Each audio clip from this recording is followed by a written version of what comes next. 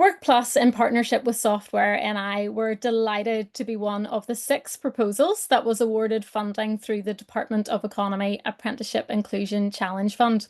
Our project is centred around increasing female apprenticeships in software roles. And there is a real need for this. Only 24% of software apprentices are females. And when you look across the broad spectrum of tech roles, only 17% of those are held by women. And a major barrier for women in apprenticeships is the lack of flexibility. Even though apprenticeships need to be a minimum of 21 hours a week, the majority of them are full-time with little or no flexibility. And that obviously causes barriers for women with caring responsibilities. So I'm going to talk a little bit more later on about how we will seek to address these issues through the project. There's also the wider picture of apprenticeships, and I'm aware Richard shared this at the launch, but just to reiterate that 32% of employers want to hire apprentices, but actually only 8% currently do. So there is a wider piece to this project, and one of the reasons why we're doing this webinar is to reach and support those 32% of employers who have that desire to hire apprentices but don't know where to start. And through the Department of Economy's funding, we want to create a supportive network for all employers who currently employ apprentices or are part of that 32% who want to. We want experienced organisations to join us, as well as those organisations who are just starting out on their apprenticeship journey. Over the next 18 months, we essentially want to boost the profile of these employers as well as provide support along the way. We're going to be working on a return on investment piece with those more experienced organisations, and would love to work with you on that. We'll also be developing a tool that will help you make decisions based on your current skills gaps. And then the big one, we'll be asking all organisations, large or small, experienced or just starting out with us, to make it easy for applicants to find and apply for any apprenticeships within software, cyber or fintech. Vacancies can be created in the Workplus platform and then go live on the hub. And I'll talk more about that in a wee second.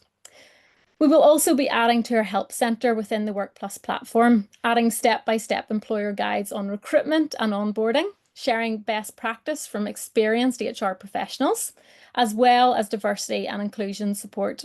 We'll be offering free mentorship training for anyone in your organisation responsible for mentoring apprentices. And lastly, we'll be working with learning providers and any willing employers in 2026 to pioneer flexible part-time apprenticeships that will further break down those barriers I mentioned for women earlier that are maybe caregivers or women returners. The Department for Economy funding will cover the cost of all that support. But as I mentioned at the launch, the apprenticeship salary will be the organisation's responsibility to cover. Just to give you a quick insight into our experience in this area, Workplus has been working with employers since 2019 to support them in exploring how apprenticeships fit their organisation, as well as doing coordinated recruitment campaigns twice a year to help employers find apprentices. We've created a platform that supports employers to explore different apprenticeship pathways and easily upload their jobs. Then we do marketing across Northern Ireland to drive the applicants to the platform where they can see all those jobs in the one place. And since starting in 2019, we've had close to 6,000 apprenticeship applications come through the platform. We've built up relationships with schools across NI, and last year we talked to 5,500 pupils across 60 different schools, raising awareness of apprenticeship pathways and our recruitment campaigns. Through Lucy's work last year in schools, we surveyed over 1,000 pupils, and after her talk, only 8% reported that they were already thinking about an apprenticeship. 8% over 1,000 pupils. But after Lucy's talk, a further 35% said that yes, they're now interested in applying, with a further 30% now considering it. 70% increase. We do extensive marketing across Northern Ireland as well, and in our last campaign we ended up with close to 1,300 applicants, and that was for apprenticeship positions across different industries. 80% of schools were represented. And for the 9 software positions that we had available, we had 290 applicants. So just think about what we can do when we're actively publicising your software positions. And we want to take all that we've learned and all our experience over the last 6 years and pour it into the software industry with SoftwareNI, boosting its visibility to the labour market and helping employers access a more diverse talent pool. The Software for All project is about bringing new employers along with existing employers all together in the one place, offering tailored support at whatever stage you're at in the process, but ultimately creating a beacon for aspiring apprentices to find out more about the software industry and make it easy for them to apply, because all the cyber, software and fintech apprenticeships can be found in the one place. Lucy will continue her excellent work with schools and careers fairs, and we've assembled an incredible team of Software for All ambassadors who will be trained up to inspire the next generation of software apprentices. These ambassadors will share their first-hand experience regarding their thrilling career opportunities and those that are available within software, cyber, and fintech. They'll address common misconceptions about the industry and challenge gender stereotypes, encouraging young individuals to understand that software roles really are for all. Additionally, we'll launch an expansive marketing campaign to achieve the same goals. This campaign will highlight strong female role models across the software industry, dispel myths, and showcase exciting apprenticeship opportunities that are available within the Software for All hub. We'll also provide talks to community groups, ensuring that we reach inclusive and diverse audiences. This initiative will not only present the chance for you to recruit more apprentices, but it also offers you the excellent opportunity to enhance your CSR and social value objectives while meeting your diversity and inclusion targets. All the interest generated then will be funneled back to the Software for All hub. We'll showcase day-in-the-life videos featuring inspiring women in the industry, as well as details about exciting career paths in software, fintech, and cyber apprenticeships. We'll continue to build this content over the next 18 months, both informing employers and individuals about the benefits of participating in Software for All. Individuals can also sign up for notifications when our apprenticeship opportunities are then live during our recruitment campaigns. And when our recruitment campaigns then are live, the apprenticeship roles will all appear within that Software for All hub. This will happen 3 times during the 18 months. For September 2025 recruitment, we'll be holding a recruitment campaign in August. And then for September 2026 recruitment, we will have 2 campaigns, one in January and one again in August. And again, just to reiterate, due to the Department of Economy's funding, there will be no cost to any organisation taking part in these recruitment campaigns. All the campaigns will follow a timeline where the job vacancies will be live for a number of weeks. Then it will be over to you, the organisation, to shortlist, interview and make offers to those applicants that are the best fit for your organisation. Once the apprenticeship positions are live in the hub, applicants can delve into employer profiles, browse apprenticeship opportunities, and easily submit their applications to both the job and follow the links then to apply to the course. While they have the option to send their application to multiple employers, it's really important that they rank their preferences, because this way you can identify those candidates who are truly passionate about working for you and your company. It's a collective effort among all participating companies to promote the industry and simplify the process for those applicants seeking apprenticeship roles. When the recruitment campaign goes live, the apprenticeship jobs will appear on the Software for All hub, where the applicants can find out more about you as an employer and your job. Most company websites, if you think about it, they're built for customers and really maybe only have one tab dedicated to careers. But profiling your company on the Software for All hub will give the applicant the exact information they need. They can find out about you, who you are, what roles you have, and explore why they would want to work for you as you talk about the benefits that you provide for your employees. If they want to do further research, then they can follow your social media links or website links. And when it comes to your job advert, they will see all the relevant information. They will see links to the course that you have specified for your apprenticeship pathway, where the job is, and more information about the role. Once the candidate has done their research, then it's really over to them to create their profile and apply to the job, and then also to follow the links and apply to the relevant course you have selected. Just to give you a wee bit of an insight into the platform and how easy that is, when you sign up for Software for All, you'll get access to the Workplus platform. This is where you can access our course database and you can explore software, fintech, and cybersecurity courses. You can filter for course types and read all about the different modules and pathways, choosing which one or ones are the best fit for your organisation and your job role. Once you've chosen a course that you're happy with, you then select it, and this will allow you to then start creating your job application, your job description. When your job advert goes live, as you can see, the applicants will then, as you've already seen, the applicants can then read about your job, but also follow the links to apply to that course you've selected, making it a seamless process for you and also for the applicant, giving them the assurance that they're applying to the course that fits your job. And as you've already seen, you can create your organizational profile. So when your job advert goes live, so will your profile, and applicants can find out more about you as the company. That's just a wee bit of an insight into the back end of the platform and the technical side of things. The platform is really user-friendly, guiding you through the process with clear instructions of what information is needed. And the Workplus team are there to provide support along the way.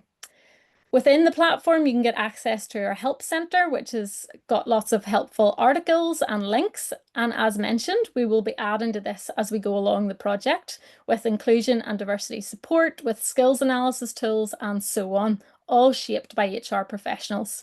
The Workplus team will also be available through the chat function if you have any questions.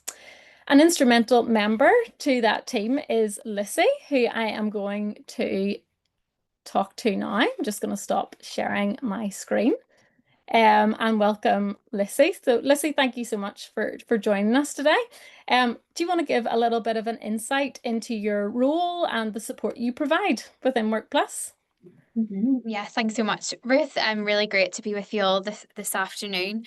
At Workplus, I am the community manager, and part of that role involves supporting our client companies, our members, but it also involves school engagement. And Ruth touched a little bit on that already. So we're out and about at schools across Northern Ireland, from careers fairs to career talks, engaging with careers teachers. We were at a conference for careers teachers last week, as well as working with other employability organisations too. And my role also involves platform improvements and working on new ways that we can create additionality to our platform to make it easier for companies to profile themselves to all kinds of users who are on our website, who are wanting to explore all the opportunities they have. And this Software for All eHub is just one way that they can see some of those opportunities in software. Brilliant, thank you. And you've been with Workplus for about 3 years now, I think I'm right in that. What kind of a reception do you get from those schools or careers fairs? Or I know you also do a lot of parents' evening, or invited to present at parents' evenings as well. What sort of a reception do you get whenever you talk about our platform and about our coordinated recruitment campaigns?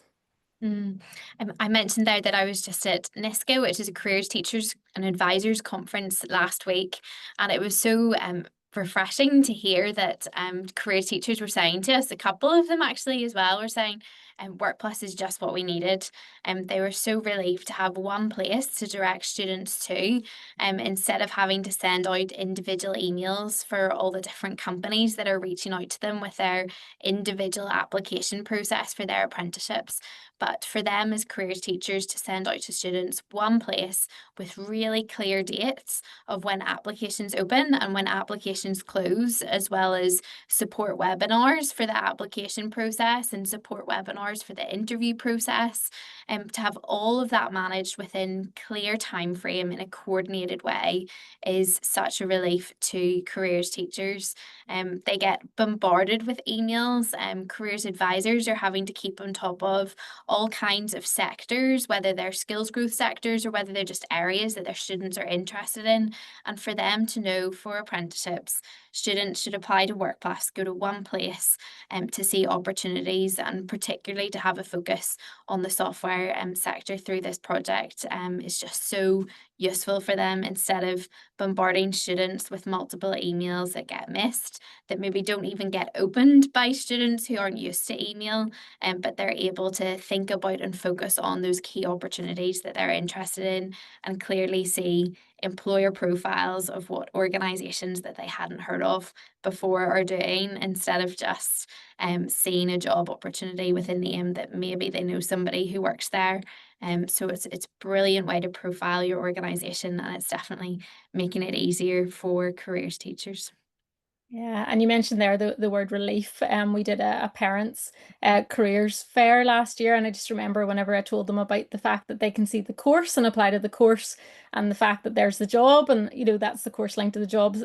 You could actually physically see the relief, saying, okay, it's all in one place. That's clear to what my young person has to do. So, yeah, I think that's definitely the word that comes up a lot. So I'm just going to ask you, since the launch, we've had a few employers getting in touch about some technical questions. So rather than me deal with the hard ones, Lissy, I'm gonna give them to you. So one question that we had was about engaging with community organizations. Can you talk a little bit more about that? What do you currently do, or what are the plans with this project? Yeah, great. So yes, part of our work, yes, is working with schools and engaging with careers teachers, but there's also a whole space of careers advisors, work coaches, other wider employability organisations that are supporting people all across Northern Ireland. And it's great to have Karen from Disability Action on this call as well, and all the great work that they're doing. So we have great relationships with employability organisations, with community groups. They're the key influencers for so many people who are outside of school, or who are career changers, who are trying to get into work.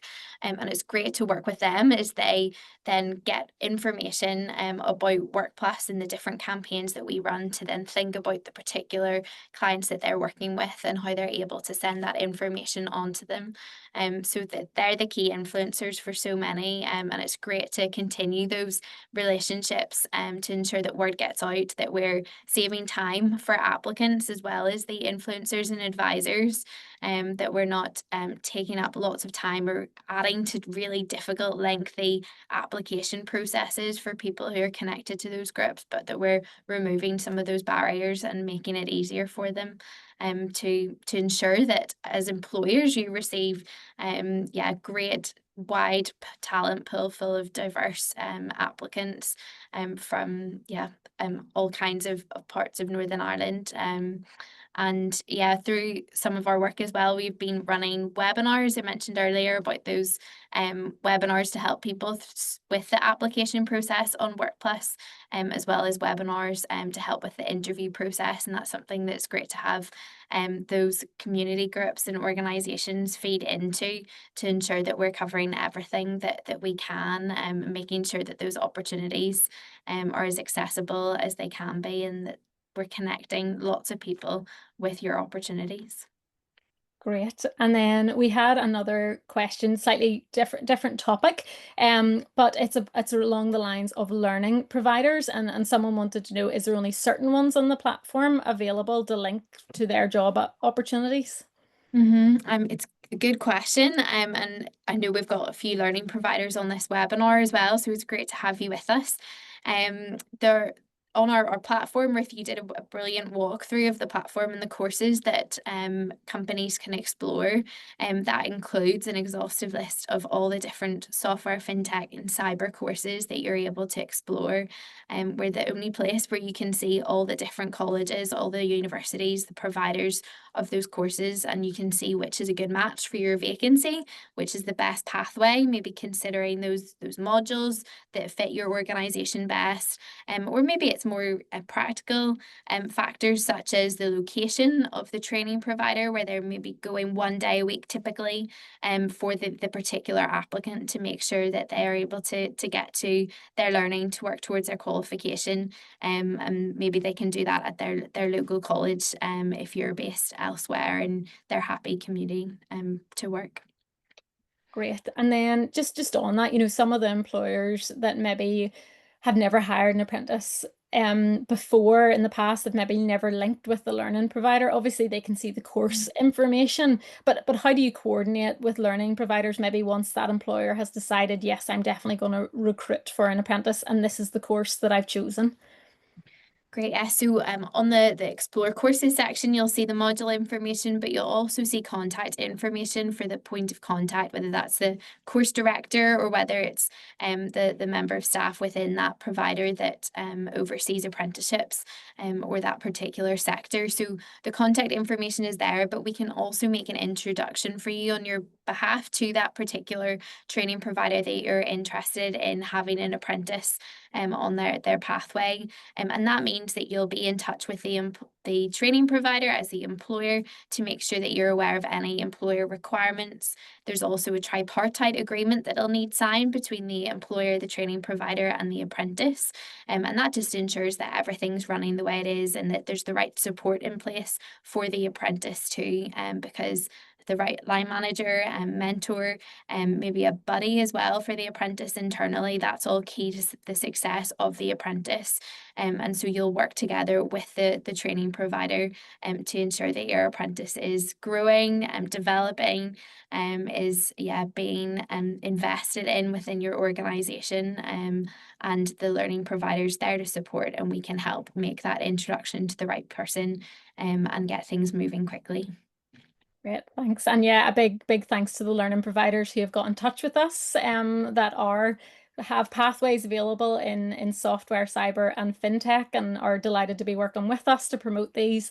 And also just for those who have also told us of exciting things that are coming down the line of new apprenticeship pathways in the next 18 months that we're really excited to partner and make sure they're well promoted as well. So great to have them involved in the project. We've also had a question. Would advertising our roles with Software for All exclude us from advertising them on other platforms, or is it in addition to? Yeah, that's a good question. A lot of companies are used to doing their own advertising for their vacancies. They have their own way of doing that. And so we'd have some companies who would link to Workplus on their careers part of their website, maybe on their careers page. So that's a clear, easy way that you can direct traffic from your website to Workplus, and you can make it really clear that Workplus is where they apply for those early talent opportunities for apprenticeship roles. There are lots of websites where you can advertise as well. I know that we're linked on Northern Regional College and Ulster University's website, which is great. So again, those that they're engaging with are all aware of the opportunity to apply on Workplus. I would say that in the past we've had some confusion for applicants who have maybe seen a vacancy with a company that we're working with on Indeed or NI Jobs or any of those sorts of places, and they thought that they applied through Workplus, but they didn't. They applied through those providers or those websites, and then there was confusion there, and they were disappointed because they didn't apply through the right place. So please do consider making it easier and not confusing this already complex space that apprenticeships sit in. Please do think about being really clear with all your communications that they apply through Workplus if you're signing up to be part of this Software for All eHub. It's all about trying to grow the sector together. That's what one place does, one place to apply. We're simplifying apprenticeships and we're trying to grow awareness of the sector. So please do consider promoting your opportunities just on Workplus. But of course, direct Workplus, have that link wherever you may like to have it. And as well, just thinking about the traffic that's on our website, we want to try and make sure it's as clear for them as possible. And Ruth mentioned how we we have the job opportunity that you add and that you create, and then also a clear link to the training course that you've selected. So we're trying to make it really clear and straightforward for people to know where to apply and how to apply, and we don't want to add confusion to an already fragmented space. Great. And also it's all about collaboration and coordination as well. And we work with you, provide social social media tiles for everybody to promote out their own opportunities on their own social media, all with a coordinated brand and message, just making sure that's all funneled back to where your opportunities are, and it's very streamlined and clear. Keeping with, and this is the last question, keeping with the coordinated recruitment campaigns, we had a question about the timeline. So some companies are concerned what happens if their dates are slightly outside of that timeline. So can you maybe talk a little bit more about that? Yes, so particularly if you're a new company to get involved, this timeline, this campaign idea might be new to you, but it just helps us with all our marketing to direct people towards that opening date, and so it's really clear to them when applications close, and that deadline will not be extended. So you'll want to get your opportunities live from when we open, whether that's the 11th of August on our August campaign, or whether that's mid-January for our January 2026 campaign, or then the following August 2026. So you'll want to get your opportunities live from that date that opportunities go live, because that's when we issue all our marketing and when schools then will be in touch with their students promoting your opportunities on their behalf. So you'll want to have your opportunities live. But in terms of the wider timeline, so that's when shortlisting gets released or unlocked on our platform to you, and when contact details of applicants are unlocked so that you can reach out to them for interview, you'll be able to see all of that, those dates on the website. That's all there, but those dates are all the earliest date that you can do those things. So that's when things are unlocked or released on the platform, and when you'll have access to things. So it may be okay for you to kind of delay things slightly if you're really concerned. But since you have those dates now, if you can try and ensure that you've got your team ready together so that you know those days are blocked out for interviewing within the timeline, that means that you won't miss the best candidates. So you don't want to delay things. You want to be doing things at the earliest time, but also don't panic because it is a collaborative project. But there can be a bit of movement if you need there to be, but you don't want to miss out on the best candidates. And they'll expect to hear from you within the timeline by those dates. And we're always getting messages through our website from applicants. We're dealing with all those queries. So they'll be contacting us saying, I haven't heard from this employer, do you have an update? So we do encourage you to kind of reach out to them as soon as you can so that you can get the best applicants for your opportunities. Brilliant, Lissy. Thank you so much for that. Lissy is staying with us, and we're going to have an open Q&A session at the end, with whatever time we have left. So, if you do have any questions about anything Lissy covered, then we will be able to cover them near the end. And we'd also welcome any questions for our panelists as well. Simon just popping in there, just in perfect timing. So I'd just like to welcome Simon and Rick, our panelists that I'm going to have some questions for now. So, Simon, just because you've appeared, I'm going to go to you first. Can you give us a little bit of an intro into your role and maybe just your organisation in general? Yes, absolutely. And hello there, everybody. Nice to see the other panelists. And I presume I'll know a few people in the attendee list at some places as well, but very nice to see you, and very, very lovely to be invited. So thank you. My name is Simon. I'm head of cyber at Instill. I was for many years the co-founder and CEO of Vertical Structure. We were acquired at the end of October 2024 by Instill, which is a software organization based here, software and product development organization based here in Belfast, another Indigenous firm. So We were a smaller cyber firm bought by a larger software firm, and now we are we are an AI and cyber-enabled software development organization. And we do lots of different things for lots of different people. But from the cyber side, a lot of what we do is around working with regulated organizations, specifically fintechs, to help them to understand how to secure themselves, how to engage in secure software development practices, all the way through from the very beginning. It's kind of thinking about things like threat modeling, all the way through to penetration testing and security testing, and then going into things like improving governance and risk and control through things like ISO 27001, Cyber Essentials, and lots of other interesting ways of doing things. Great, thank you. And you employed your first apprentice a few years ago. For the employers on the call that maybe have had no experiences with apprentices, can you give us maybe the very basic information in terms of, what are they studying? How many days a week with you? Are they hybrid? Just Absolutely. the basics. Yeah. So with vertical structure hat on, oh, there we go. It put it on. We were very privileged to get an email from somebody who wanted to do a little bit of a career change. So they're a bit older, a bit older. They're older than 17 is what I mean by that, 17, 18 years old. They'd been working in an area they weren't necessarily that keen on. They were a bit bored. They weren't enjoying themselves during the pandemic. They decided that they didn't want to do whatever, they were actually working in music rights publishing, and decided that wasn't really their area of expertise or fun. So they emailed us and said, I want to do this, and I want to try and work in cyber. I've been accepted on a place. We met them. They were absolutely fantastic, really keen, really interested, a really good person to have around. We were very, very lucky to get them. They study 4 days a week, study 1 day a week, and work 4 days a week for us. We pay them for the full 5 days. They come in, they're in the office, or working remotely. They've been there for a bit longer now, so there's a good bit of hybrid work going on as well. So they work from their home, they work from our office. They're just very, very good.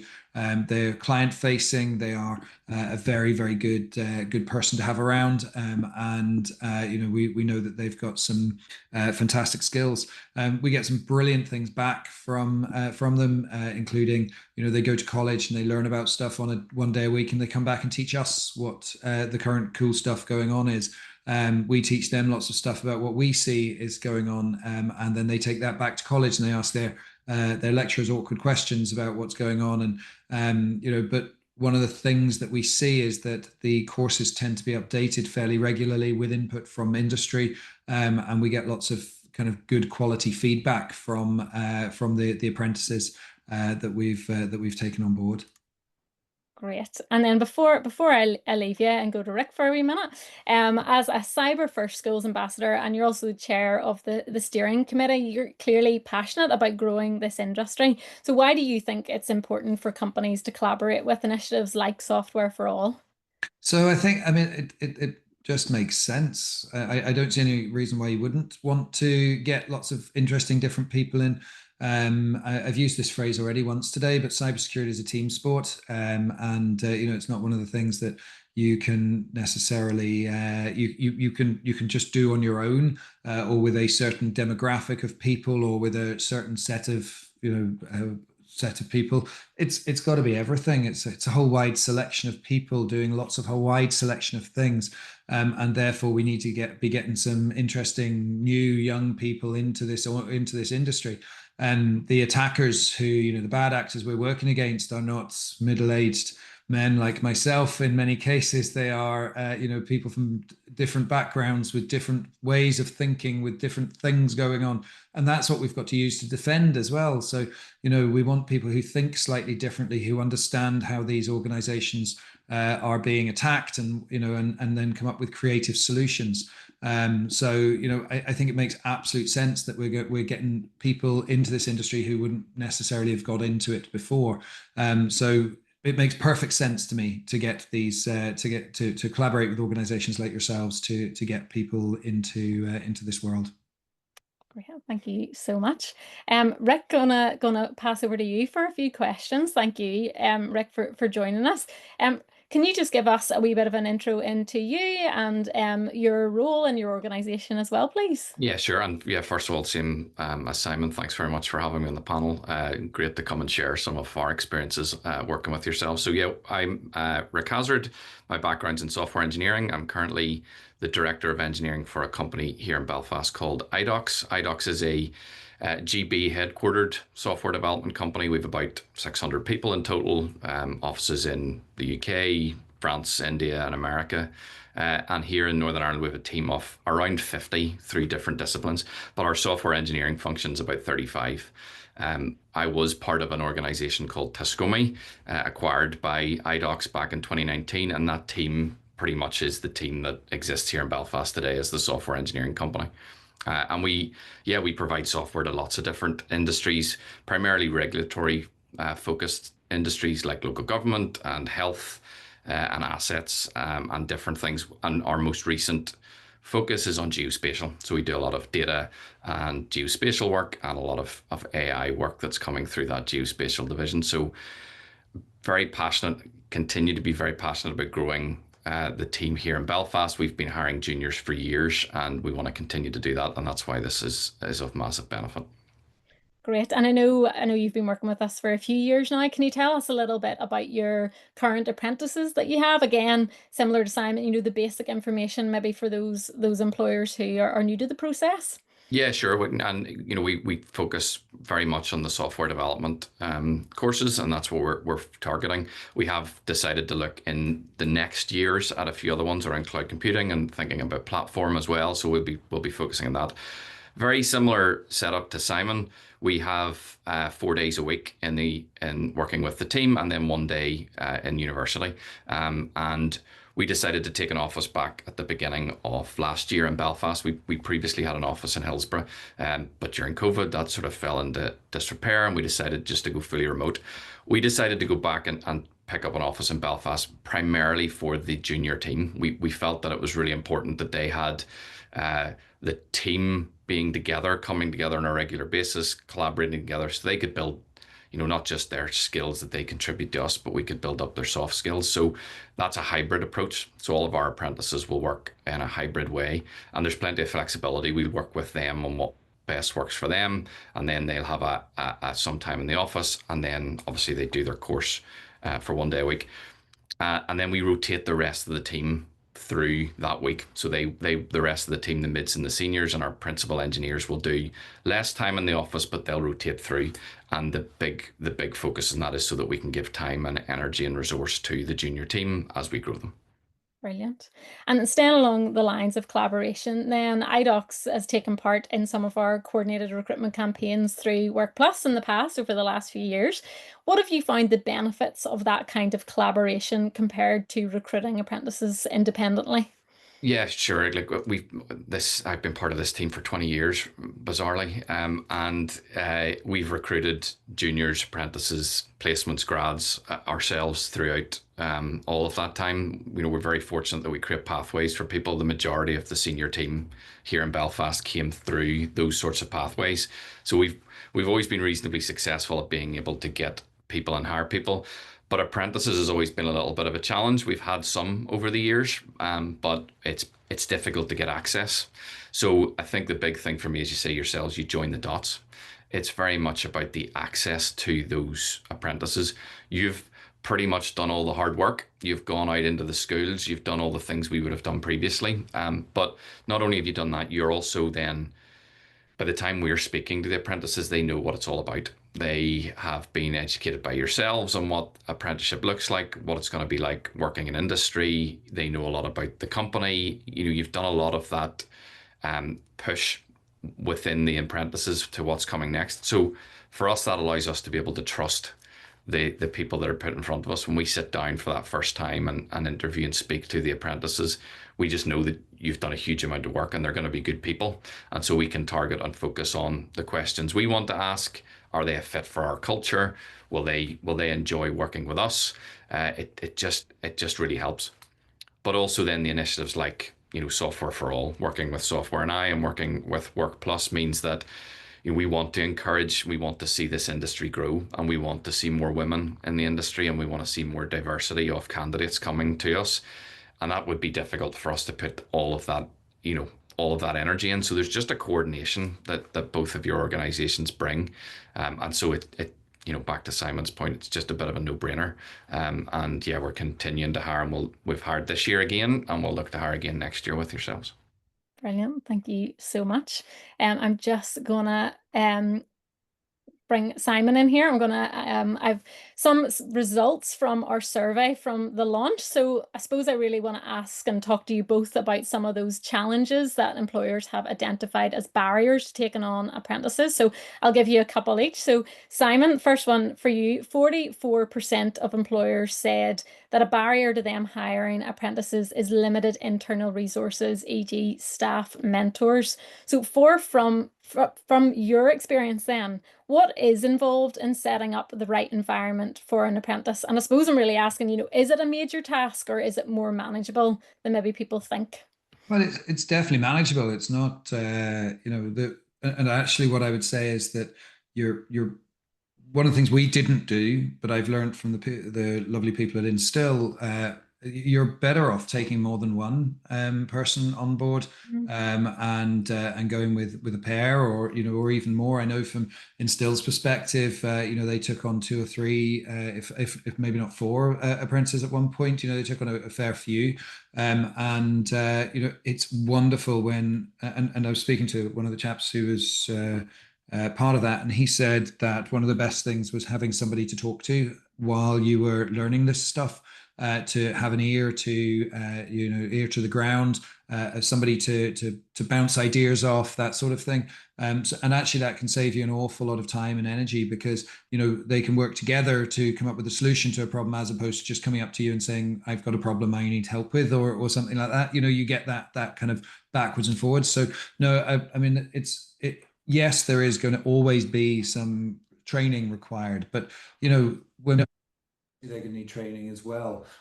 Sorry, I think my mic has just gone a bit funky there. Can you still hear me okay? Yeah, we can still hear you. So, I'll just turn this other mic off to make sure that it doesn't interfere. You get multiple people. There's always going to be some work required in the fact that you do need to spend some time teaching these people. That's the whole bloody reason you've got them. So make sure that you teach them about some stuff, and spend some time with them, and work with them about on various areas. But you can also, if you get the right people, they can make sure that they're learning as they're going along, and that is absolutely critical, and really, really great thing to be seeing. I know that actually Oscar from Instill has actually also set up a kind of a meetup of apprentices. That there actually is a group of apprentices who will get together on a semi-regular basis and kind of talk about what they're experiencing. Are there any issues, or any queries, any questions that previous apprentices have gone through? I think that's fabulous. Just going out for a pizza or a beer or whatever it is people like to do these days. Trying to find out that share those problems and make some of them go away. More people, go for more apprentices rather than fewer. Make sure that you are spending some time with them, and also make sure that you've got the right caliber of people who are learning on their feet, who want to learn, who are interested in learning, and I think that will solve any time issues, and they will pay it back to you in droves without any question whatsoever. The value you get from these people coming in is so powerful. Yeah, that's actually probably leads me to the next question, about being, a cost being a big factor, and how quickly did you start to see that value from your investment in an apprentice?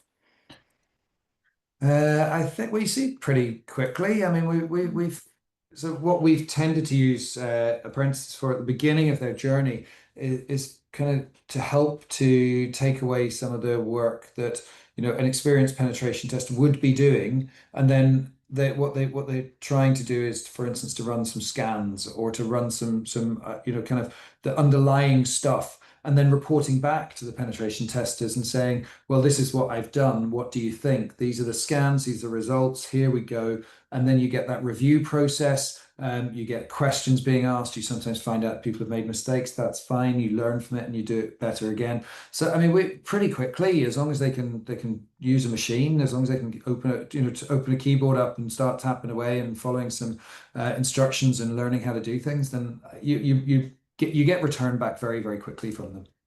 Because they're going to have that interest because they applied to you to come in the first place. You're not getting someone who maybe is, hasn't thought about it or has an interest in the industry. And you hope that they're not compelled to be there. They're there because they kind They of want want to to. do some of this stuff. And that's the sort of caliber of people that we've experienced through this scheme. If I may as well, just one thing that I found with the apprenticeships as well is that you tend to get people who you will find people will be self-starters because they've got off their butts to go and get this stuff.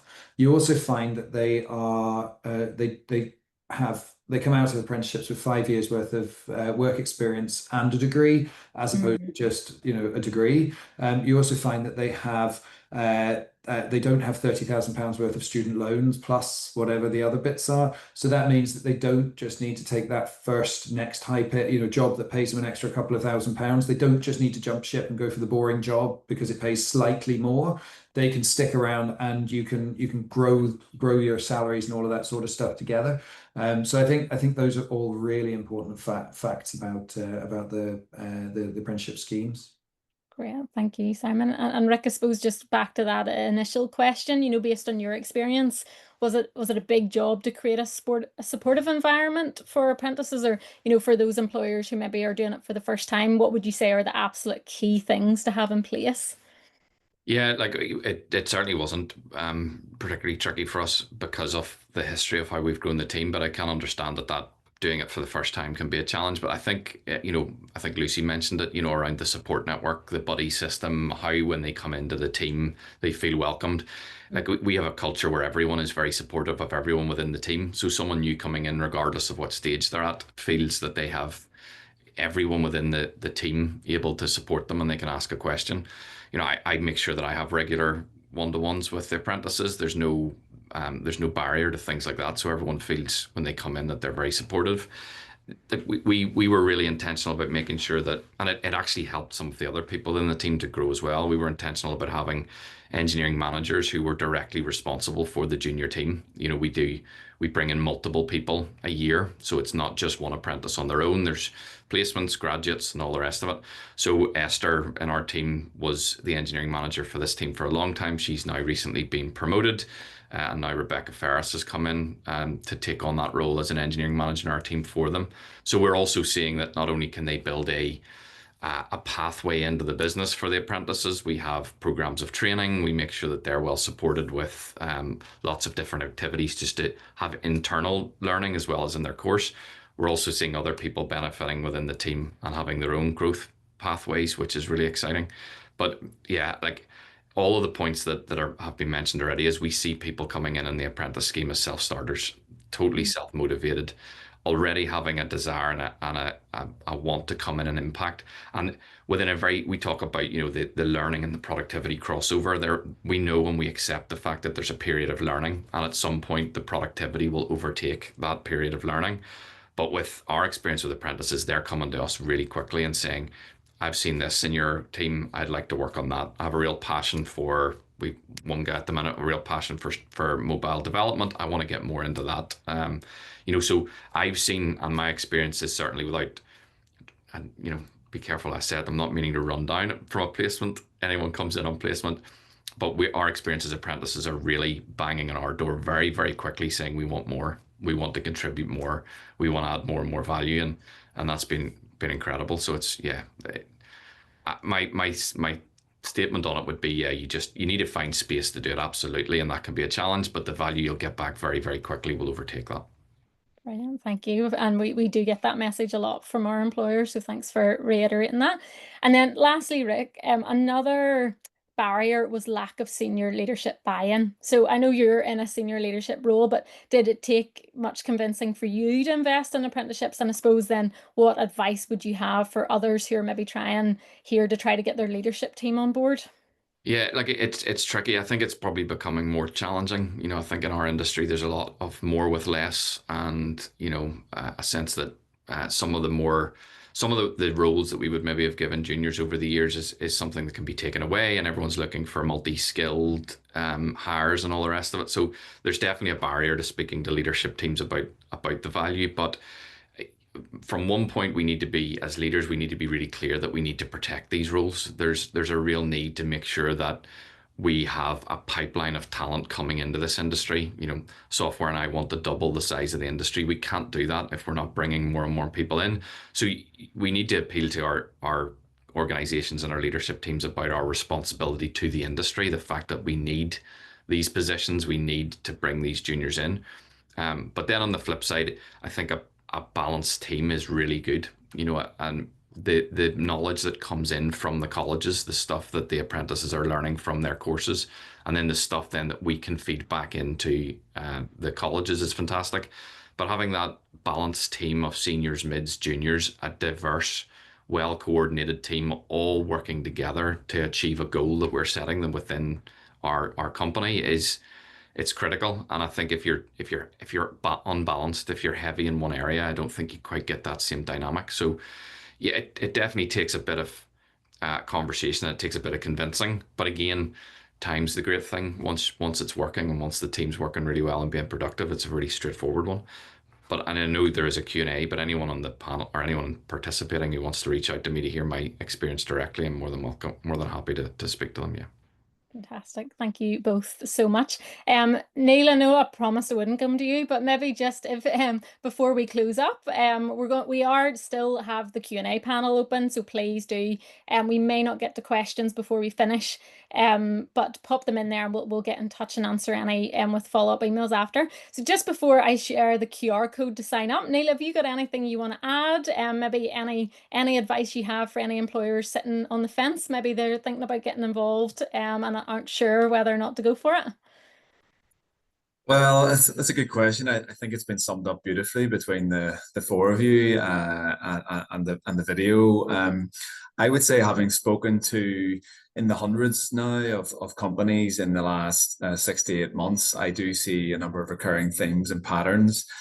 And the one that does come up quite often when we talk about skills and talent is basically what's been said by Simon and Rick there, that perhaps after 12 to 18 months of an apprentice, you have someone who is in effect a ready-made employee. When you compare that, and it's again not in a negative way, to someone that's maybe gone through the traditional degree route, I think learning on the ground in real time, particularly when it's technology is evolving, there's just no substitute for that. It's very hard to replicate that in a sort of classroom theoretical-based environment. And on top of that, I think reach out. I think go and visit companies, speak to apprenticeship people that are in apprenticeships. There's an awful lot of connections I've made between sort of smaller companies and the larger ones. And that's what SoftwareNI is about as well, about that community of larger companies who have done things, working with those who maybe haven't or are going to take the first steps. So do really reach out. And if nothing else, you'll go and you'll see and learn about another company, even if you don't proceed with an apprenticeship opportunity. Brilliant. Thank you so much. Neil, I'm just going to share my screen here again as we finish up the webinar. So hopefully you can see the QR code there on the screen. So just if you are ready to sign up and you have given this some thought already and you're ready to say, yes, we are ready to sign up to Software for All and recruit our next apprentice, the QR code is on the screen. Just a note that if you are signing up and you're wanting to recruit for August 2025, the deadline to sign up to be part of that recruitment campaign, which happens in August, but your apprentices start in September. The deadline for that is the 20th of June. So please do, if you're wanting to take part in the first Software for All recruitment campaign, then use that QR code and sign up as soon as possible, and definitely before the 20th of June. If you maybe need a little bit more time to think about it, or maybe you want to share this information with senior leaders in your team, we will be sharing the recording of this webinar by the end of this week. We'll be in touch. We'll also be sharing the link to what that QR code links to in terms of the sign up, so that you can sign up up at your own leisure. But please do, if you are wanting to recruit for September 2025, just remember that deadline is the 20th of June, and we will be in touch with more information before the week is out. Can I just say a big thank you to my panelists today, to Rick and Simon and Neil and Lissy as well from Workplus. We really appreciate you all giving up your time. For those who joined, we hope it's been useful. I will be following up with an email where my contact details will be in, so if you want to reach out for any further information, please do so. And we will keep in touch, and we'll be really excited to welcome you into the Software for All network and work with you as you start recruiting your apprentices, whether that be for September this year or September next year. So thank you all for joining us, and we'll be in touch soon. Thank you.